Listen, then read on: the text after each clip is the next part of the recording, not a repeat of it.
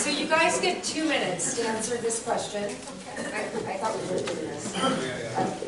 So you get, and I'm going to throw... It's a different mic. Take a chance. Take a chance. Okay. All right. Hello.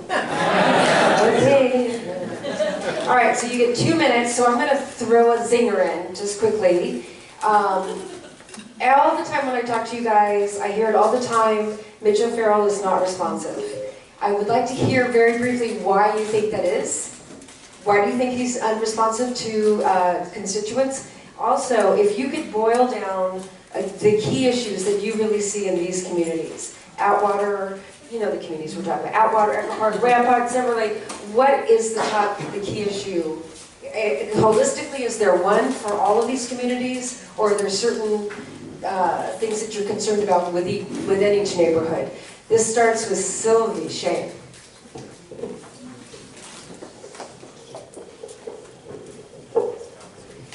So my personal experience started with a project on Cherokee Avenue. It was a 18-unit rent-stabilized building where the folks had been evicted under the Ellis Act, and then it was under a previously approved project to build condos, and then subsequently a new project was proposed to convert it to a hotel, and the property owners had benefited from relocation benefit waivers under the previous project.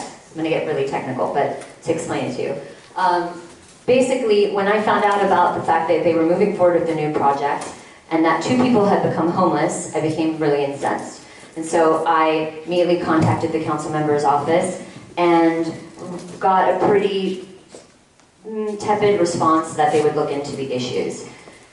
I ended up appealing the project and taking it through the appeals process through 9 months, and I kept asking for a meeting, and I was always met with reasons why there was nothing that they could do. And frankly, when you're the representative of a district, you should always be thinking of what you can do, not what you can't do. And so, please, because I think we all have experienced that, and that's the frustration. It's unacceptable. And all of us are here because we all deserve better. So, what was the second part of that question, actually? What are the key issues for you in this district, specifically in some of these neighborhoods? I mean, just irresponsible planning across the board that are causing such a multitude of issues all over the district. I mean, there's obviously different projects that are impacting specific areas. But ultimately, I think the core issue is the lack of response and irresponsible planning and the city's failure to follow any of its rules when it comes to its biggest developer donations to our council members.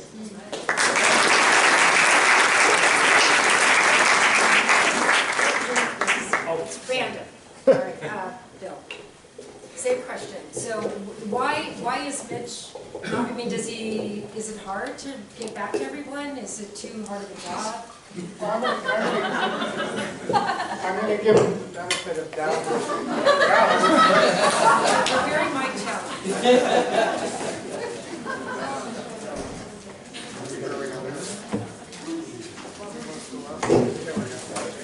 Wow. We'll be telling jokes after the lounge act. Well, I think it boils down to I'll give him the benefit of the doubt. It's a difficult job. There's a lot of people, a lot of issues, but he's clearly making certain choices, and those choices, unfortunately, don't necessarily involve us. And this boils down to the experiences of dealing with the city. It's a difficult job, but let's take the target at Sunset and Western. The target at Sunset and Western has been an ongoing project for 8 years, I believe. When I was chairman of the Hollywood Studio District Council, following Ashley Stephen, who's here today, we had a consistent position of supporting them being there as long as, and this is a small caveat, they followed the law. Now, this seems like a simple enough thing, but no, it isn't. And so, in its various iterations, they told us they couldn't sink the parking and they couldn't comply with the height because Eric Garcetti told them they could build bigger. And that's just like the law. Since then, we've tried multiple times, and each time the answer is basically the same. Whatever you say, we don't care about, because we're already told this is all right. So I've been to commission meetings, city meetings of every kind, committee and council, and they won't take yes for an answer. And yes is, you could build it at what it's allowed to be built. You could have an affordable housing component and get the height. But instead, the choice of Mitch O'Farrell is, I will simply just change the law. If a judge said I broke the law, well, obviously you can just change it. That is not an organized system that we can sustain. That is corruption, maybe soft corruption, but it's the corruption that is endemic in the city hall system that we now live in. So that's, I think, the problem, the choices of who you're listening to and why. And they happen to be your contributors, that's another problem.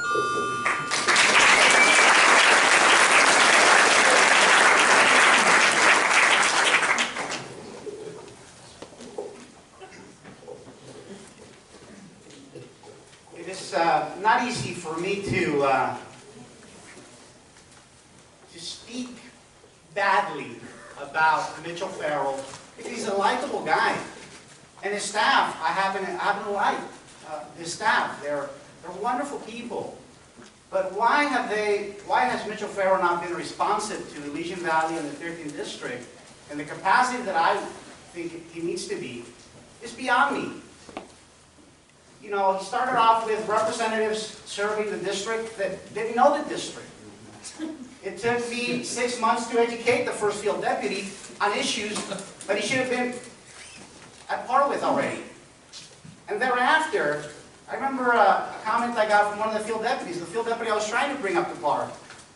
He asked me specifically if I would, moving forward, address Mitch O'Farrell as honorable council member. My goodness, he was Mitch to me. He told me I could call him on his cell phone anytime. And here I was being told he was now honorable council member addressing. You know, it's beyond me why the responsiveness and the attention that the district needs isn't gotten from the council office.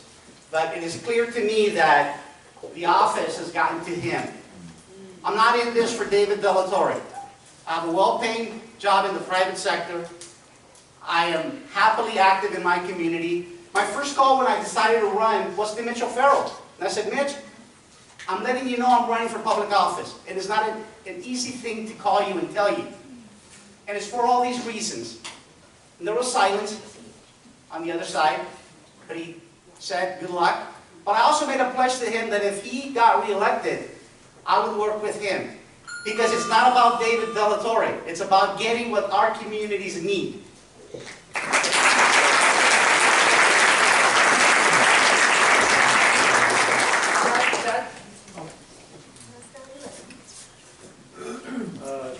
Well, at least he answered your phone calls. Even though our neighborhood association has had 14 years. Oh my gosh, you and my mom.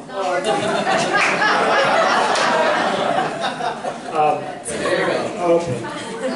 Our neighborhood association has had 14 lawsuits in the past 12 years. We lost twice, even though they were connected to other lawsuits. So essentially, we never lost. You would think the city would want to speak to us, but unfortunately, instead, they turned their back to us and continued on their ways, as has been pointed out by Bill. So when you ask, why is he not responsive or how is he not responsive, one of the first things Mitch did, there's the Hollywood Design Review Committee, which has been in effect for about 30 years, always open to the public. He shut it off so the public can't attend. Lobbyists can go in, and developers, but the public can no longer attend. Neighborhood council members can no longer attend. I've asked repeatedly, our neighborhood council has asked repeatedly that it be opened up again so that everyone can see all these developments, and the answer has been no. So that's not a representative. And when you talk about what are the issues primarily in each of the districts, okay, Hollywood, East Hollywood, out of control development, not following the rules. Silver Lake, Echo Park, small lot subdivisions. I think a lot of people are aware of the problems there. You have 26% of all small lot subdivisions in Echo Park, Silver Lake, in the city of LA. 25% of the units. The next closest, 12%, and Bend has only 3.2% of the units. So we're ground zero for smaller subdivisions, rooting the historic street context in these historic neighborhoods. And for Elysian Valley and Atwater, the river issue. Right now, the restoration is estimated to be around $7 billion. Okay, they're going to pay for it by an enhanced tax district where what they're going to do is going to be like the CRA, an incremental increase that encourages gentrification and encourages tearing down all the existing buildings for high-priced condos and so forth. That's a huge danger for your community, and that needs to stop. Thank you.